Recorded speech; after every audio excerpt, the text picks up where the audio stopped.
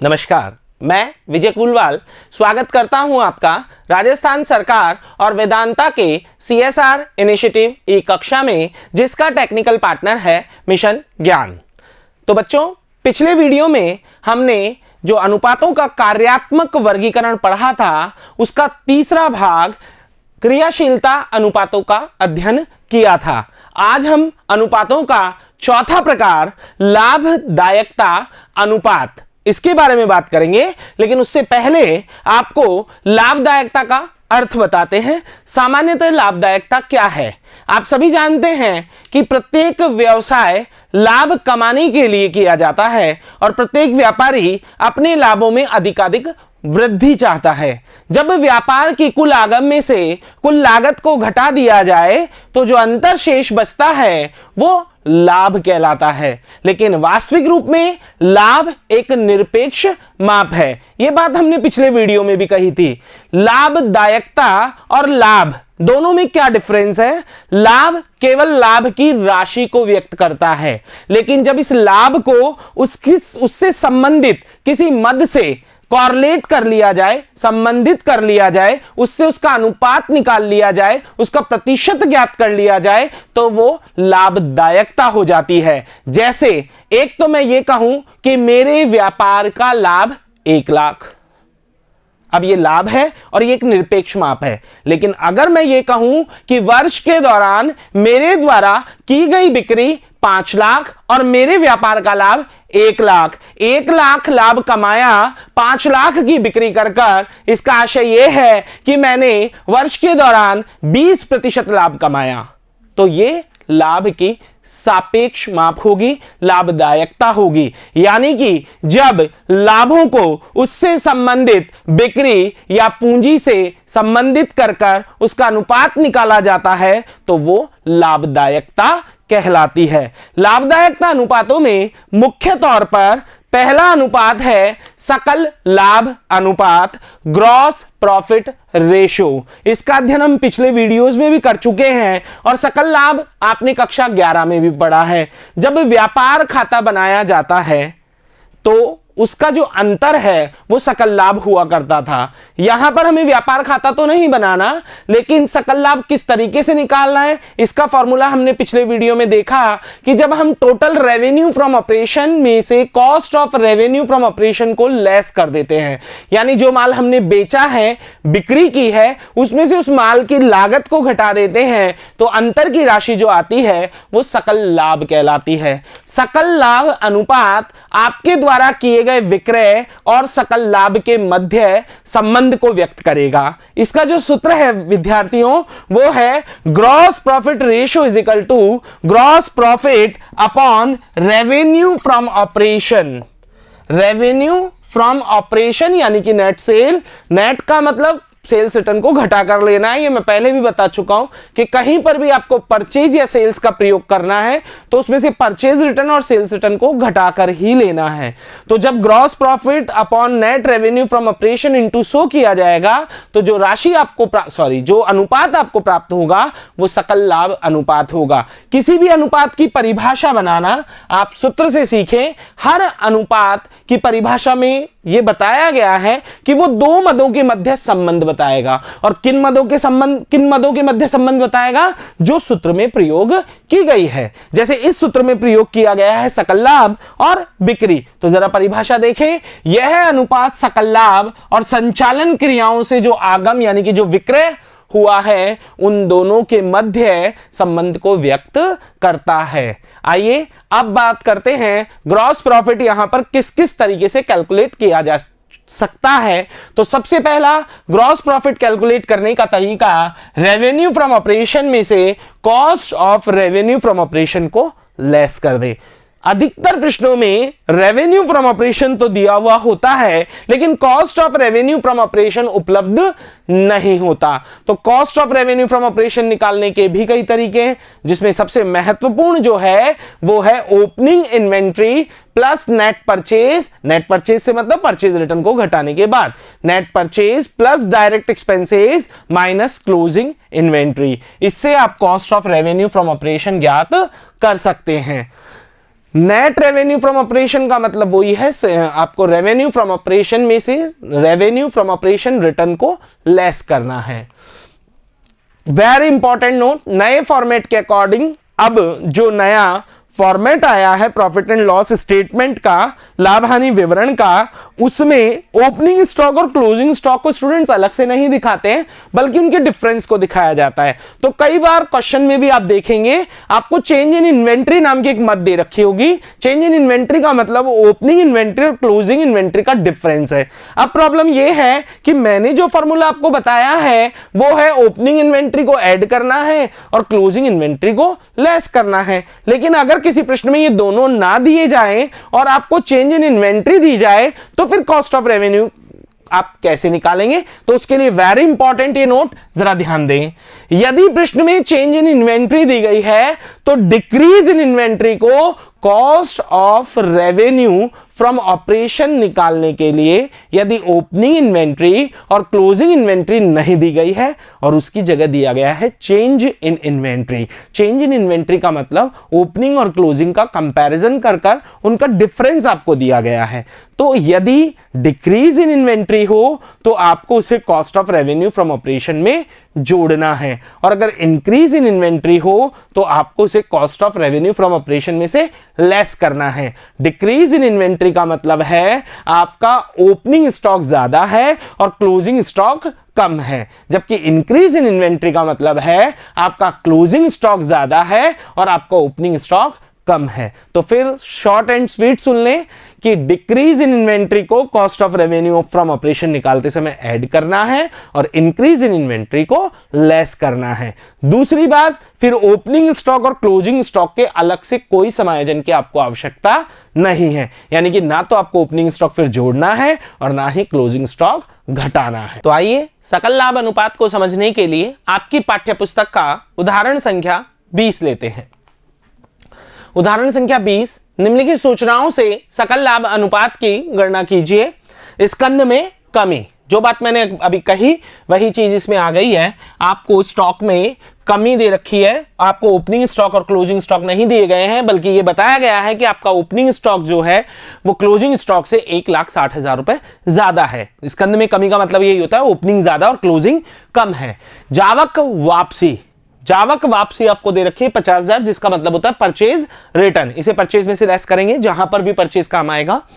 क्रय आपको 2 लाख का दे रखा है नकद और उधार दे रखा है 6 लाख का। मजदूरी 80,000, आवक गाड़ी भाड़ा 15,000, वेतन ये एक इनडायरेक्ट मद है, इनडायरेक्ट एक्सपेंसेस की मद है, और इसका ग्रॉस प्रॉफिट और cost of revenue from operation दोनों से ही कोई लेना देना नहीं है क्योंकि लाभ हानि खाते में दिखाई जाती है। संचालन से नकद आमद यानी कैश रेवेन्यू फ्रॉम ऑपरेशन आपका 2.5 लाख रुपए दिया हुआ है। संचालन से नकद आमद एवं संचालन से उधार आगम के बीच का अनुपात 1:5 है। आप सभी जानते हैं कि ग्रॉस प्रॉफिट रेशियो निकालने के लिए हमें ग्रॉस प्रॉफिट और रेवेन्यू फ्रॉम ऑपरेशन चाहिए। यहां पर रेवेन्यू फ्रॉम ऑपरेशन जो दिया गया है वो 2,50,000 रुपए दिया गया है, वो भी cash. Credit revenue from operation नहीं दिया गया है, लेकिन क्रेडिट रेवेन्यू फ्रॉम ऑपरेशन यह बताया गया है कि जितना आपका उधार नकद जो रेवेन्यू फ्रॉम ऑपरेशन है, कैश जो रेवेन्यू फ्रॉम ऑपरेशन है, जो जितना है उसका 5 गुना क्रेडिट रेवेन्यू फ्रॉम ऑपरेशन है। यानी आप कह सकते हैं कि आपका क्रेडिट रेवेन्यू फ्रॉम ऑपरेशन यहां पर 12.5 लाख होगा, क्योंकि आपका cash revenue from operation 2.5 lakh है और उसका 5 गुना 1:5 दिया हुआ है। तो आइए सबसे पहले revenue from operation he calculate कर लेते हैं। रेवेन्यू फ्रॉम ऑपरेशन की बात की जाए तो रेवेन्यू फ्रॉम ऑपरेशन कैश दिया हुआ है आपको 2.5 लाख। क्रेडिट रेवेन्यू फ्रॉम निकालने के लिए इसका 5 गुना कर लेंगे जो कि आ रहा है 12.5 लाख, और दोनों को जोड़ के हम निकाल लेंगे 15 लाख रुपए रेवेन्यू फ्रॉम ऑपरेशन। अब बात करते हैं, हमें चाहिए cost of revenue from operation, क्योंकि cost of revenue from operation निकालने के बाद ही हम ग्रॉस प्रॉफिट निकाल पाएंगे। अब अगर बात करें तो cost of revenue from operation के लिए यहां पर हमें क्या करना होगा, जो परचेज है दोनों तरह की उधार और नकद, उसमें से परचेज रिटर्न घटानी है और उसमें डिक्रीज इन इन्वेंट्री को जोड़ना है और साथ ही साथ जो डायरेक्ट एक्सपेंसेस दे रखे उन्हें जोड़ना है। तो यहां अगर देखें तो पहले परचेज को सॉल्व कर लेते हैं। परचेज 2 लाख नकद है, 6 लाख उधार है और 50,000 की क्रय वापसी है। तो आइए पहले परचेज तैयार कर लेते हैं। 2 लाख नकद परचेज, 6 लाख उधार परचेज और 50,000 का है परचेज रिटर्न। तो आपका जो नेट परचेज निकल कर आता है वो निकल कर आता है 7,50,000। अब यहाँ पर वैसे आपको जो cost of revenue from operation का सूत्र बताया गया है स्टूडेंट्स, वो बताया गया है opening stock plus purchase plus direct expenses minus closing stock, बिल्कुल। लेकिन अब नए फॉर्मेट के अनुसार जो लाभ हानि विवरण का नया फॉर्मेट आया है उसमें डिक्रीज इन इन्वेंट्री अब दिया जाता है। जैसा कि मैंने कहा, तो डिक्रीज इन इन्वेंट्री हो तो उसे कॉस्ट ऑफ रेवेन्यू में जोड़ना है, और इंक्रीज इन इन्वेंट्री हो तो उसे cost of revenue from operation में से लेस करना है। तो आइए अब निकालते हैं cost of revenue from operation. Net purchase 7.5 lakh आपको दी गई है,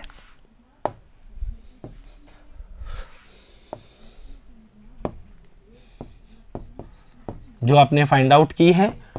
चेंजेस इन इन्वेंट्री में डिक्रीज इन इन्वेंट्री इसलिए ऐड करेंगे। ऐसा कभी ना सोचें कि चेंजेस इन इन्वेंट्री को हमेशा कॉस्ट ऑफ रेवेन्यू में जोड़ा जाएगा, नहीं। अगर डिक्रीज है तो जोड़ा जाएगा और इंक्रीज है तो घटाया जाएगा, ये ध्यान रखिएगा।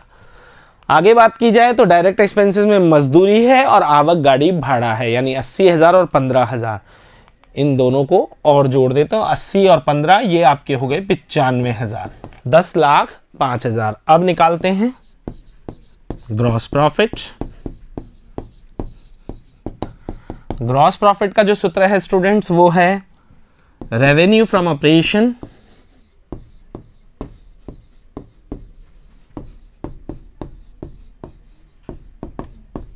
Minus cost of revenue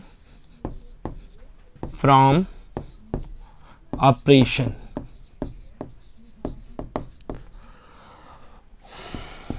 $15 lakh minus 10,05,000।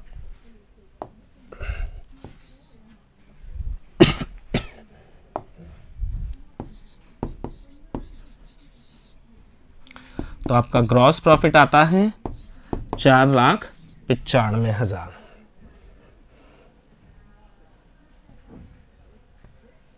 अब बात करते हैं ग्रॉस प्रॉफिट रेशियो की। तो gross profit ratio is equal to gross profit ऊपर और रेवेन्यू फ्रॉम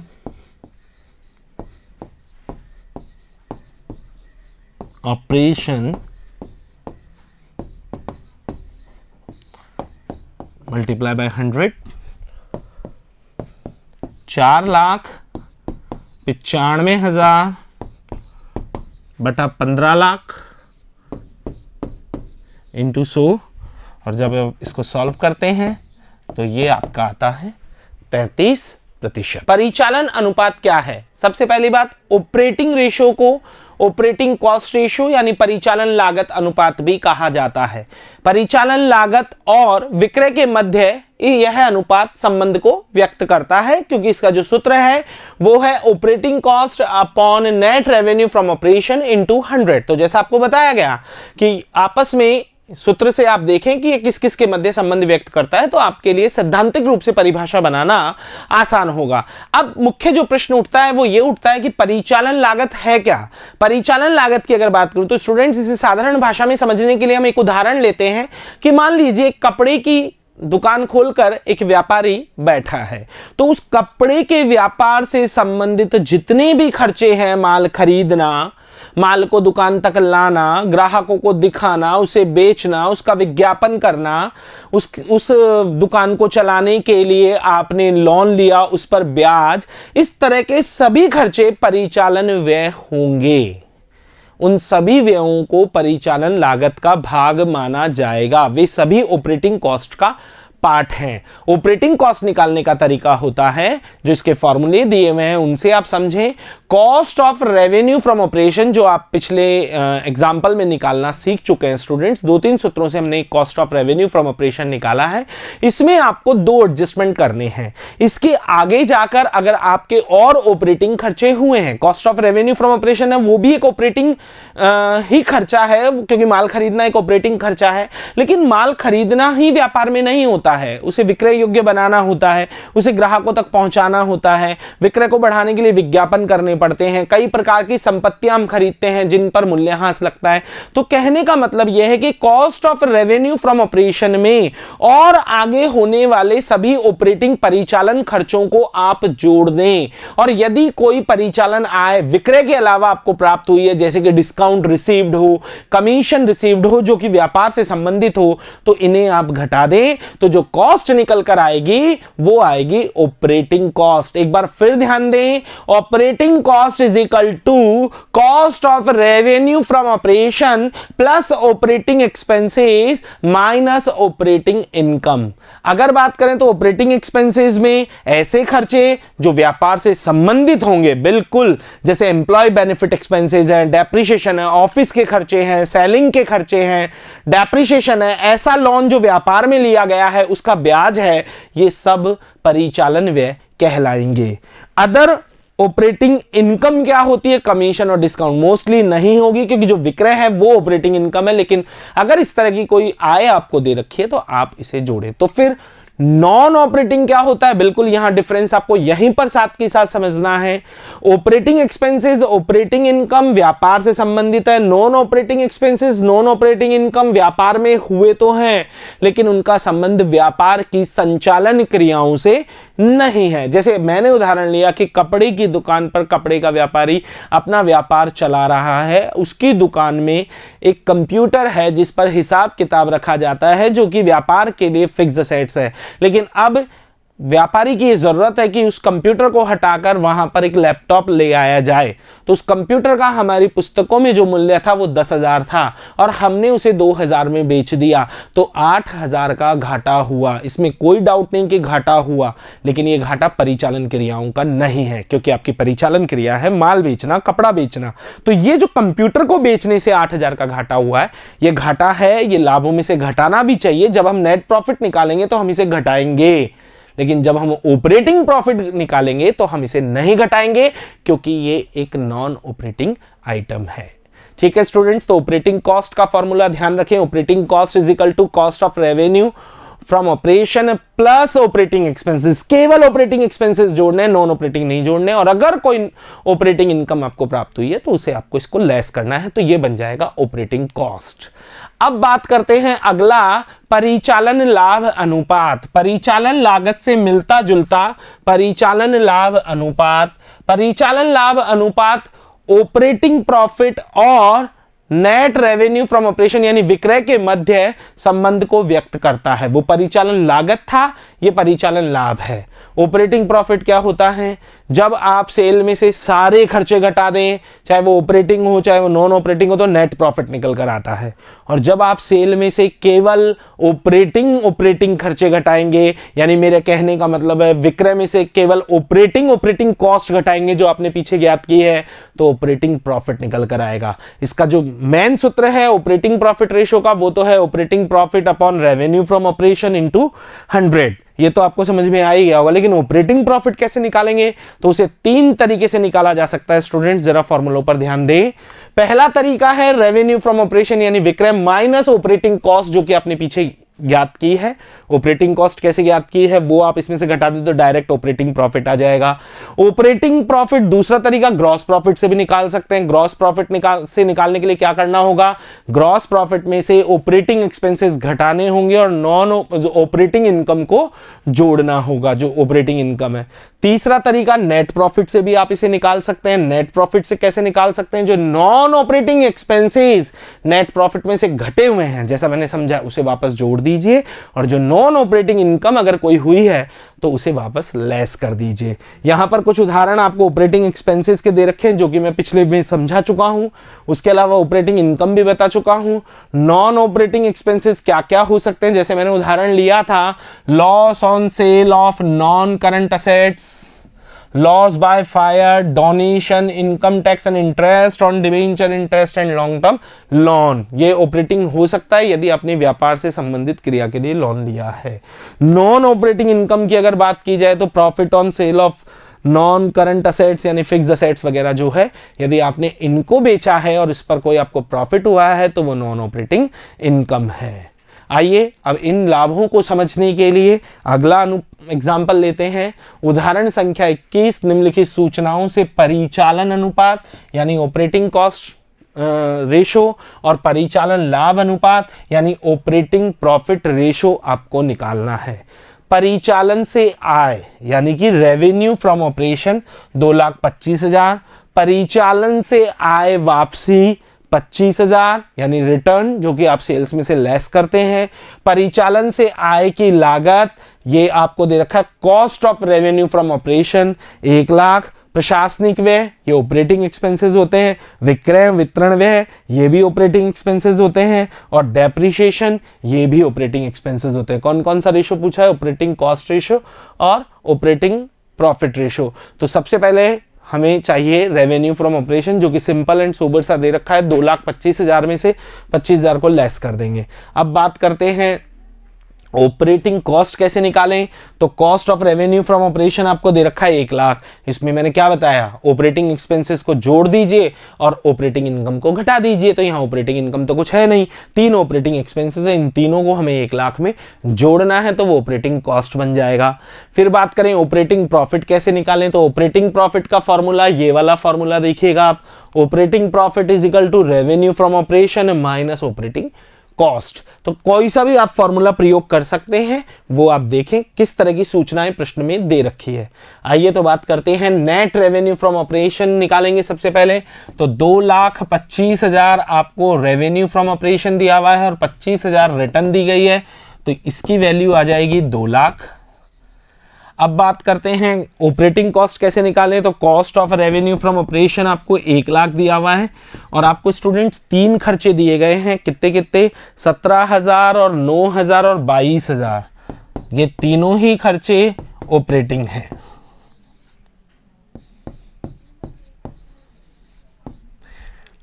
$1,48,000 आपकी ऑपरेटिंग कॉस्ट आ गई 1,48,000। और ऑपरेटिंग कॉस्ट को यदि रेवेन्यू फ्रॉम ऑपरेशन में से घटा दिया जाए तो वो ऑपरेटिंग प्रॉफिट बन जाता है।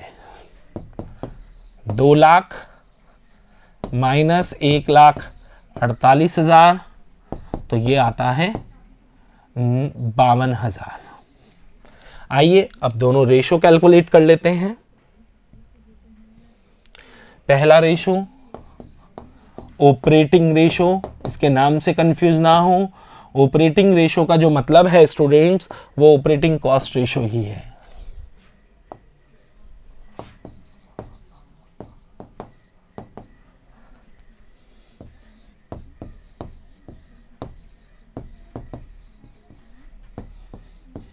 Operating cost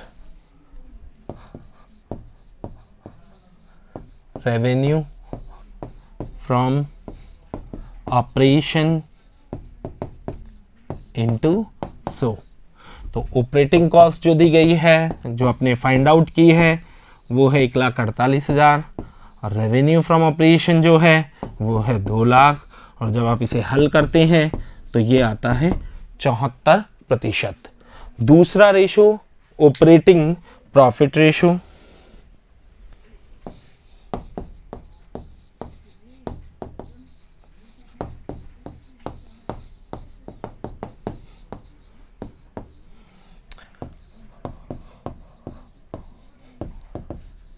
operating profit upon net revenue from operation into so. तो ऑपरेटिंग प्रॉफिट जो आपका आया है वो आया 52,000 upon 2,00,000 into so is equal to 26%। और अब एक बहुत ही महत्वपूर्ण बात आपको बताना चाहूँगा। एक कनेक्शन मैंने शोधन क्षमता अनुपातों में बताया था कि जो सॉल्वेंसी रेशो है और जो प्रोप्राइटरी रेशो है, उन दोनों का जो योग है वो 1 आता है। यानी अगर आपको 1 दे दिया जाए तो दूसरा आप आसानी से निकाल सकते हैं। जैसे मैं कहूँ कि मेरा शोधन क्षमता अनुपात जो है वो 0.65 है, तो इसका मतलब जो आपका स्वामित्व अनुपात है वो 0.35 होगा, क्योंकि दोनों का योग 1 होता है। ऐसा ही कनेक्शन ऑपरेटिंग रेशो और ऑपरेटिंग प्रॉफिट रेशो में होता है। इन दोनों का योग 100 आता है। हमेशा ध्यान रखें स्टूडेंट्स, आप चेक भी कर सकते हैं। ऑपरेटिंग रेशो यहां पर 74% है, तो ऑपरेटिंग प्रॉफिट रेशो यहां पर 26% है।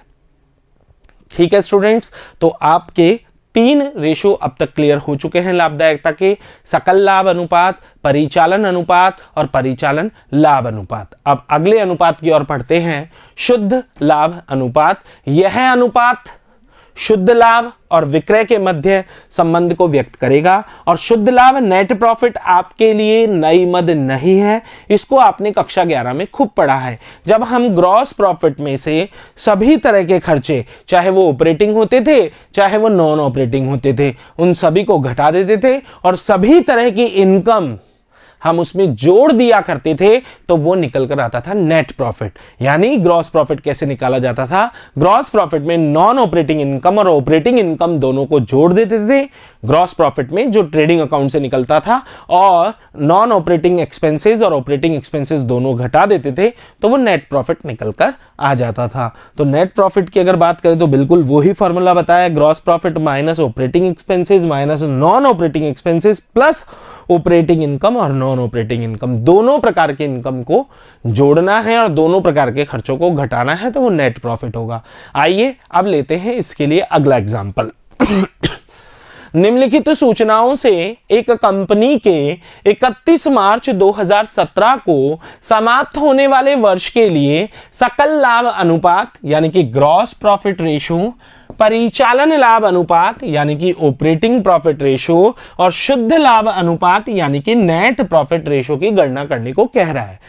Opening stock 1,20,000, closing stock 2 lakh, क्रय 8,40,000, मजदूरी 56,000, आवक गाड़ी भाड़ा 16,000, प्रशासनिक व्यय 96,000, विक्रय एवं वितरण व्यय 1,12,000, मशीन के विक्रय से लाभ, मशीन के विक्रय से लाभ हो रहा है 1,12,000 जो कि एक नॉन ऑपरेटिंग इनकम है। गैर परिचालन व्यय नॉन ऑपरेटिंग एक्सपेंसेस खुद ही ने बता दिए 30,000, आयकर 50,000, संचालन क्रियाओं से आगम 16,40,000, संचालन क्रियाओं से आगम वापसी 40,000 आपको दी हुई है। चलिए शुरू करते हैं। तो सबसे पहले सबसे जो मोस्ट इंपॉर्टेंट है तीनों ही अनुपातों के लिए, हमें चाहिए रेवेन्यू फ्रॉम ऑपरेशन, जो सबसे नीचे दिया हुआ है 16,40,000 और वापसी दे रखी है 40,000। तो 16,40,000 से 40,000 घटाकर नेट रेवेन्यू फ्रॉम ऑपरेशन ज्ञात कर लेंगे। तो यहां पर नेट रेवेन्यू फ्रॉम ऑपरेशन हम निकाल लेते हैं।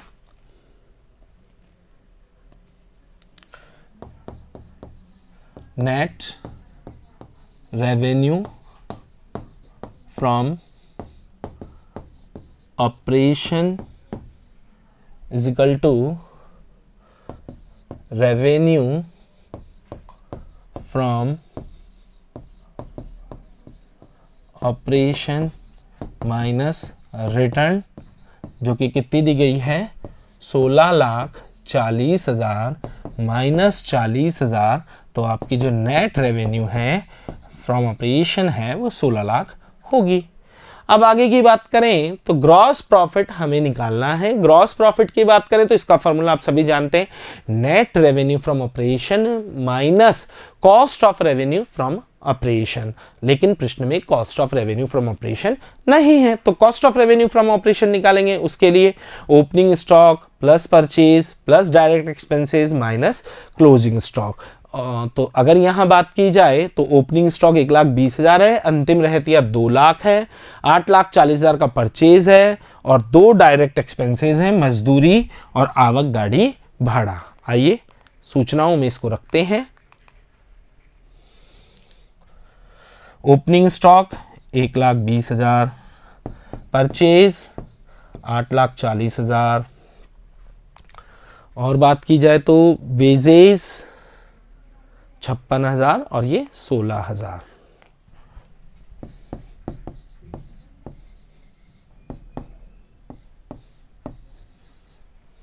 और क्लोजिंग स्टॉक कितना है? क्लोजिंग स्टॉक आपको दिया गया है 2 लाख।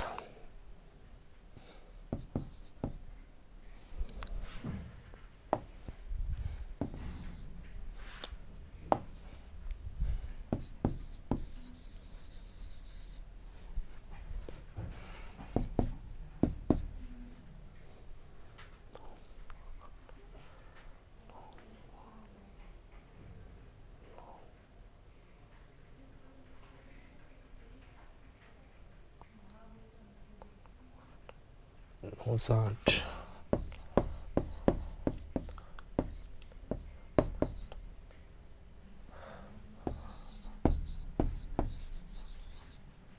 8,32,000 इसकी वैल्यू निकलकर आती है।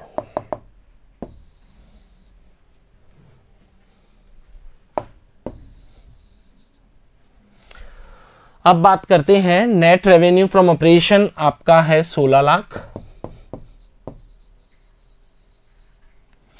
और cost of revenue from operation है 8,32,000। तो ये बचेगा आपके जो ग्रॉस प्रॉफिट है वो बचेगा 7,68,000। 7,68,000। आगे की अगर बात की जाए तो ऑपरेटिंग प्रॉफिट के लिए रेवेन्यू फ्रॉम ऑपरेशन में से आपको घटाना होगा cost of revenue from operation और माइनस ऑपरेटिंग एक्सपेंसेस। जैसा कि आपको पता है इन दोनों को अगर हम जोड़ दें तो वो ऑपरेटिंग कॉस्ट बन जाती है। तो मैंने जो आपको ऑपरेटिंग प्रॉफिट का फॉर्मूला लिखवाया वो लिखवाया है revenue from operation minus operating cost. तो इन दोनों का जो योग है स्टूडेंट्स वो एक तरीके से ऑपरेटिंग कॉस्ट ही है। तो यहाँ पर हमने इन दोनों को अलग अलग रख दिया है। तो cost of revenue from operation आपकी है 16 लाख, रेवेन्यू फ्रॉम ऑपरेशन है आपकी 16 लाख और cost of revenue from operation है 8,32,000। और अगर एक्सपेंसेस की बात करें तो एक्सपेंसेस यहां पर दिए गए हैं। कौन कौन से एक्सपेंसेस लेंगे? प्रशासनिक और विक्रय और वितरण व्यय। तो ये हैं 96,000 और साथ ही साथ 1,12,000। तो ये हो गए 2,08,000।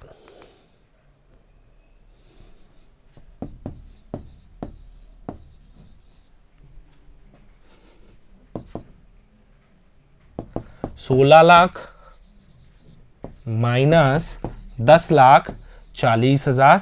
तो ये वैल्यू बचेगी आपके 5,60,000। तो आपका जो ऑपरेटिंग प्रॉफिट है वो होगा 5,60,000। अब बात करते हैं नेट प्रॉफिट की। तो आपके पास ऑपरेटिंग प्रॉफिट तैयार है जो कि कितना है 5,60,000। और अभी अभी हमने बात की थी कि ऑपरेटिंग प्रॉफिट में वैसे तो आपको एक आता कि ग्रॉस प्रॉफिट में से यदि सारे ऑपरेटिंग एक्सपेंसेस का समायोजन किया जाए तो वो बनता है ऑपरेटिंग प्रॉफिट, और अगर ग्रॉस प्रॉफिट में से सभी मदों का समायोजन किया जाए तो वो बन जाता है नेट प्रॉफिट। लेकिन यहाँ पर हमारे पास ऑपरेटिंग प्रॉफिट तैयार है तो इसमें ऑपरेटिंग एक्सपेंसेस का समायोजन हो चुका है। अब समायोजन हमें केवल नॉन ऑपरेटिंग एक्सपेंसेस और नॉन ऑपरेटिंग इनकम का करना है। तो नेट प्रॉफिट निकालने के लिए ऑपरेटिंग प्रॉफिट 5,60,000 ले लें, आपस में कनेक्टेड हैं ये सूचनाएं। और अब आते हैं पीछे तो नॉन ऑपरेटिंग एक्सपेंसेस 30 है जो लेस करेंगे, और साथ ही साथ मशीन के विक्रय से लाभ है 1,12,000 वो ऐड करेंगे, और आयकर दे रखा है 50,000 इसे भी लेस करेंगे। तो यहाँ अगर बात करें तो नॉन ऑपरेटिंग इनकम 1,12,000 और नॉन ऑपरेटिंग एक्सपेंसेस में दो हैं, एक 30,000 और साथ ही साथ एक 50,000। तो यहाँ अगर बात की जाए तो ये हो गए 672 माइनस 80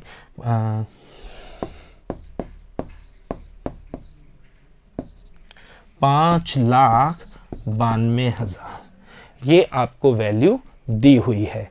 अब हमने सारी चीजें निकाल ली है स्टूडेंट्स। हमारे पास ग्रॉस प्रॉफिट भी है, हमारे पास cost of revenue from operation भी है, हमारे पास ऑपरेटिंग प्रॉफिट भी है, और साथ ही साथ हमारे पास नेट प्रॉफिट भी है। आइए आपको एक बार फिर से ये सारी कैलकुलेशन समझा देता हूं क्योंकि एग्जाम्पल थोड़ा सा बड़ा है। अगर बात की जाए तो आपको यहाँ पर 3 रेशो निकालने हैं, gross profit ratio, operating profit ratio और नेट प्रॉफिट रेशो। सूचनाएं जो दी गई है उससे सबसे पहले हमने जो निकाला है वो निकाला है cost of revenue from operation. Cost of revenue from operation के लिए हमने ओपनिंग इन्वेंट्री और परचेज और जो वेजेस और कैरेज इनवर्ड दे रखे हैं उन्हें जोड़ा है और उसमें से क्लोजिंग स्टॉक को लेस किया है, तो ये आ गया cost of revenue from operation. और आप सभी जानते हैं कि जब रेवेन्यू फ्रॉम ऑपरेशन में से cost of revenue from operation घटा दिया जाए तो वो बन जाता है ग्रॉस प्रॉफिट। तो यहां पर 16 लाख, क्योंकि 16,40,000 जो टोटल रेवेन्यू है उसमें से 40,000 के रिटर्न को हम घटा चुके हैं, 16 लाख में से 8,32,000 घटा दिए तो हमारी जो ग्रॉस प्रॉफिट निकल कर आया है वो निकल कर आया 7,68,000। आगे अगर बात की जाए तो अब हमें निकालना है ऑपरेटिंग प्रॉफिट। तो ऑपरेटिंग प्रॉफिट निकालने के लिए क्या करना होगा, रेवेन्यू फ्रॉम ऑपरेशन में से ऑपरेटिंग कॉस्ट को घटाना होगा। ऑपरेटिंग कॉस्ट निकालने के लिए क्या करना होगा, cost of revenue from operation में ऑपरेटिंग एक्सपेंसेस जोड़ने होंगे। तो यहां पर मैंने क्या कर दिया, रेवेन्यू फ्रॉम ऑपरेशन में से cost of revenue from operation और ऑपरेटिंग एक्सपेंसेस दोनों को लेस कर दिया। तो 16 लाख में से 8,32 और 2,08,000 दोनों को लेस करने के बाद आपका ऑपरेटिंग प्रॉफिट निकलता है 5,60,000। नेट प्रॉफिट की बात की जाए तो जो ऑपरेटिंग प्रॉफिट निकला है उसमें से नॉन ऑपरेटिंग एक्सपेंसेस और लेस कर दीजिए और नॉन ऑपरेटिंग इनकम को जोड़ दीजिए तो वो नेट प्रॉफिट बन जाएगा। अब बात करते हैं रेशोज की। सबसे पहला रेशो ग्रॉस प्रॉफिट रेशो, जिसका फॉर्मूला है gross profit upon net revenue from operation into 100। तो जो ग्रॉस प्रॉफिट की राशि है वो है 7,68,000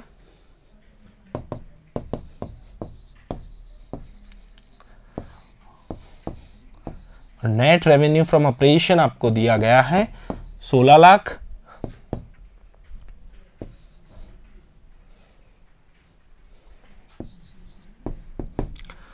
ये निकल कर आता है आपके 48%। अगले अनुपात की अगर बात करें तो दूसरा अनुपात जो है वो है ऑपरेटिंग प्रॉफिट रेशो,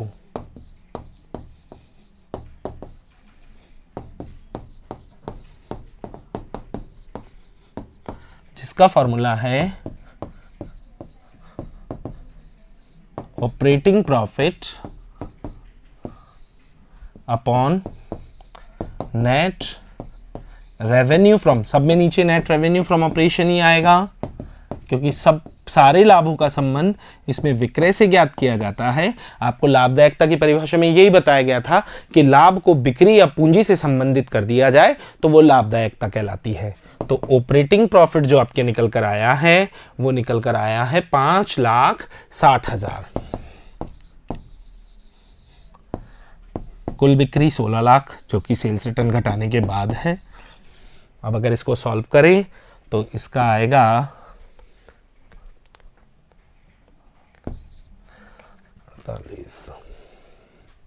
35%। तीसरा रेशो अगर हम बात करें तो तीसरा रेशो जो पूछा गया है वो पूछा गया है नेट प्रॉफिट रेशो, जिसका फॉर्मूला होता है net profit upon revenue from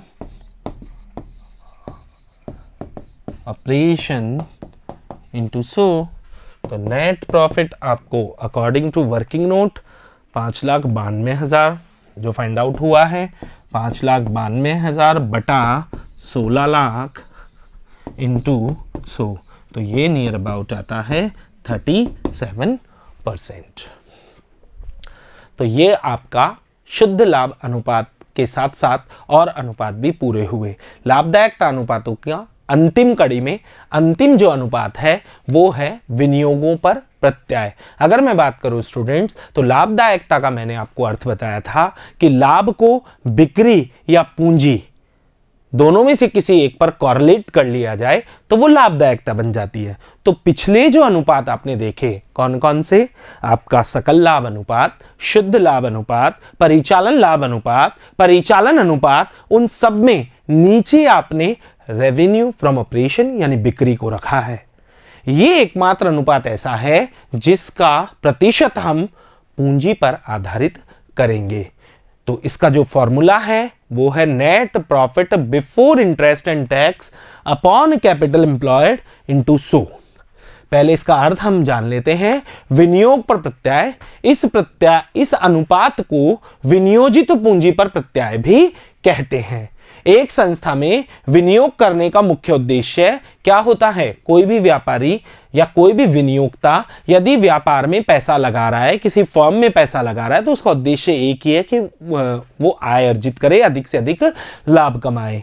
आय अर्जित करना होता है। एक व्यवसाय की संपूर्ण लाभदायकता का मापन इस अनुपात से किया जा सकता है। पूरी की पूरी लाभदायकता पूंजी पर आधारित करके संपूर्ण लाभदायकता का मापन आप कर सकते हैं। यह अनुपात संस्था के कर तथा ब्याज से पूर्व के लाभ पीबीआईटी एवं विनियोजित पूंजी के मध्य संबंध व्यक्त करता है। यह परिभाषा आप बहुत आसानी से बना सकते हैं कि जो फॉर्मूला है उन दोनों मदों के बीच में संबंध व्यक्त करता है। तो इसका फॉर्मूला जो है वो PBIT, profit before interest and tax, यानी ऐसा प्रॉफिट जिसमें से ना तो इंटरेस्ट घटा हुआ है ना ही टैक्स घटा हुआ है उसमें, और साथ ही साथ कैपिटल एम्प्लॉयड यानी विनियोजित पूंजी में संबंध को स्पष्ट करता है। विनियोजित पूंजी से आशय संस्था में लगाए गए दीर्घकालीन कोषों से है। अब आप बोलेंगे सर ये क्या है? तो जरा गौर करें स्टूडेंट्स, ये बहुत इंपॉर्टेंट चीज है, इसे समझे आप। व्यापार में दो तरीके से पैसा लगाया जाता है। एक स्वामी लगाते हैं और एक बाहर से उधार लिया जाता है। बाहर से जो उधार लिया जाता है वो दो तरीके से उधार लिया जा सकता है। एक कम समय के लिए अल्पकालीन, जिन्हें आप कहते हैं करंट लायबिलिटीज, और एक लंबे समय के लिए जिन्हें मोस्टली अब कहा जाने लगा है नए फॉर्मेट में नॉन करंट लायबिलिटीज। तो स्टूडेंट्स, ये दीर्घकालीन कोष से क्या मतलब है? लायबिलिटी साइड में जो तीन मेन हेडिंग्स हैं, share holder fund, long term liability जो कि नॉन करंट लायबिलिटी के नाम से जानी जाती है, और करंट लायबिलिटी। तो इसमें से करंट लायबिलिटी को अगर आप हटा दें तो बाकी जो दोनों मदे हैं वो लॉन्ग टर्म फंड का हिस्सा है, लॉन्ग टर्म फंड का भाग है। चूंकि विनियोजित पूंजी में दीर्घकालीन ऋण भी शामिल होते हैं, दीर्घकालीन कोषों में तो ऋण भी शामिल है, अतः दीर्घकालीन ऋणों पर दिए गए ब्याज को इस अनुपात की गणना करते समय लाभों में से नहीं घटाया जाता। ये जो ऊपर इंटरेस्ट रखा है वो इसीलिए रखा गया है क्योंकि इस कैपिटल एम्प्लॉयड में वो लोन भी शामिल है जो लंबी अवधि का लिया है और जिस पर आपने ब्याज चुकाया है। तो जब वो लोन यहां शामिल है तो उससे संबंधित आय भी ऊपर शामिल की गई है। तो एक बार फिर मैं इसका फॉर्मूला बताना चाहूंगा, net profit before interest and tax upon capital employed into 100। Net profit before interest and tax का क्या मतलब है? ऐसा प्रॉफिट जिसमें से इंटरेस्ट और टैक्स दोनों घटे हुए नहीं होने चाहिए, और अगर प्रश्न में घटाकर दिए हैं तो आपको जोड़ने होंगे। कैपिटल एम्प्लॉयड क्या है? इसे कई तरीके से कैलकुलेट किया जा सकता है। आपको बैलेंस शीट अगर वो दे तो बैलेंस शीट अप्रोच से दो तरीके से आप इसे हल कर सकते हैं। जरा ध्यान दें, विनियोजित पूंजी की गणना निम्न में से किसी एक विधि से की जा सकती है। लायबिलिटी साइड अप्रोच की अगर बात करूं तो लायबिलिटी साइड के लिए मैं बोल रहा हूं कि तीन मदें लायबिलिटी साइड में होती हैं। मेन हेडिंग्स जो होती हैं वो तीन होती हैं। कौन कौन सी?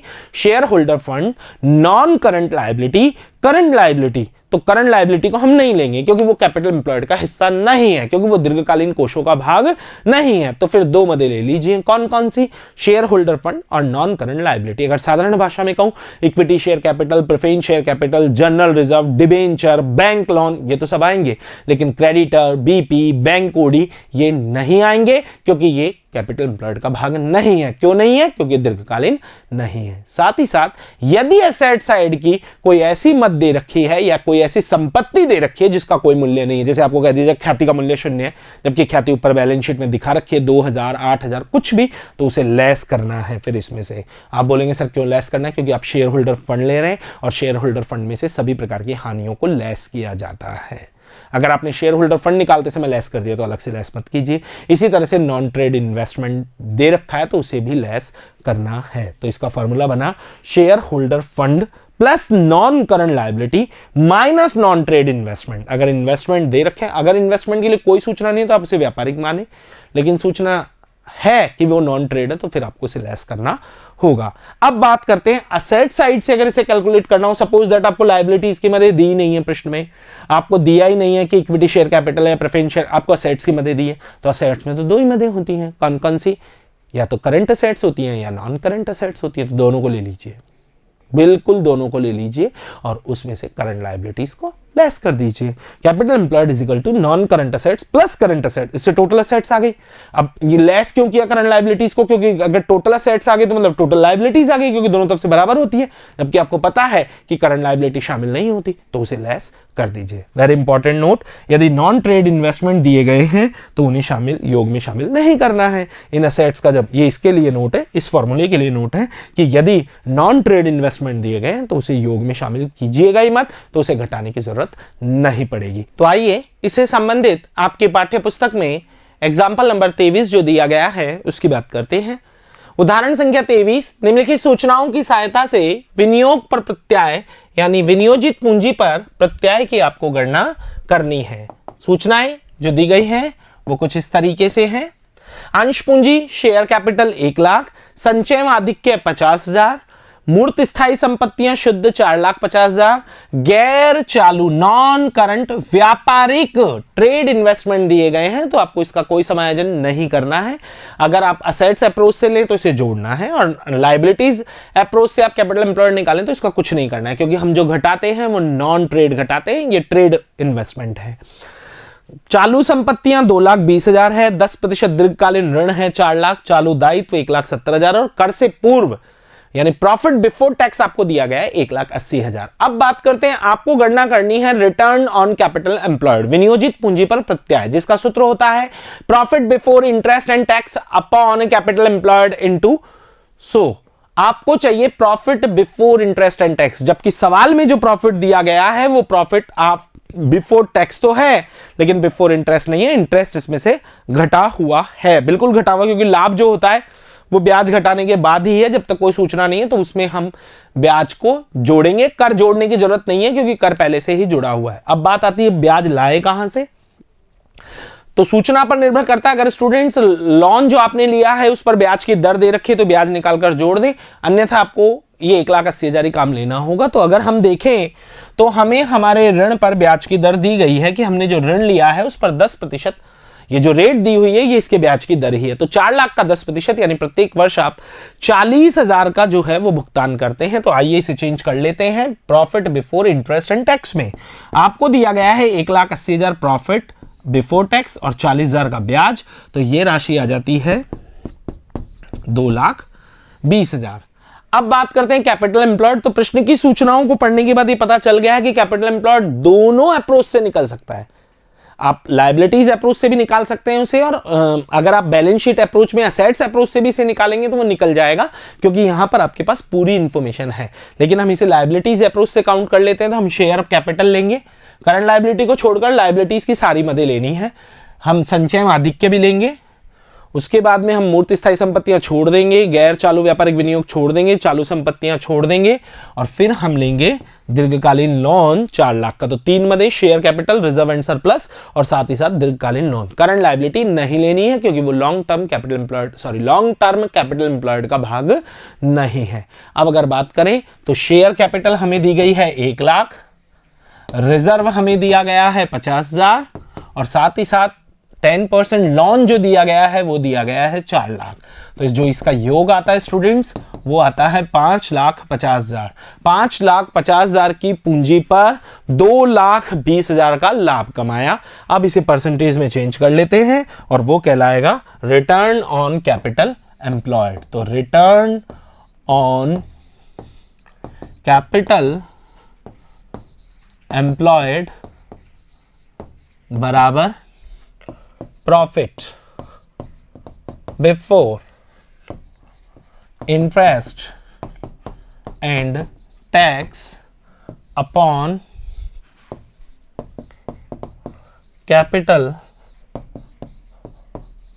Employed into 100। तो profit before interest and tax जो निकल कर आया है वो निकल कर आया है 2,20। नेट कैपिटल एम्प्लॉयड जो निकल कर आई है वो निकल कर आई है 5,50 और जब आप इसे हल करते हैं स्टूडेंट्स, तो ये सीधा सीधा आ रहा है 40%। यानी कि इसका मतलब ये हुआ कि संस्था ने जो 5,50,000 की पूंजी लगाई है उस पर 2,20,000 का लाभ कमाया, जो कि 40% है।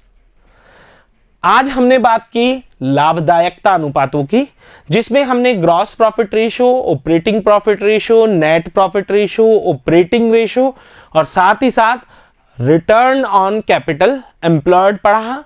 इसमें से शुरू के 4 जो रेशो हैं वो विक्रय पर आधारित हैं, जबकि अंतिम जो है वो पूंजी पर आधारित है। अगले वीडियो में अब हम बात करेंगे विनियोग विश्लेषण अनुपातों की, जो कि कार्यात्मक वर्गीकरण का अंतिम अनुपात होगा। तब तक के लिए धन्यवाद।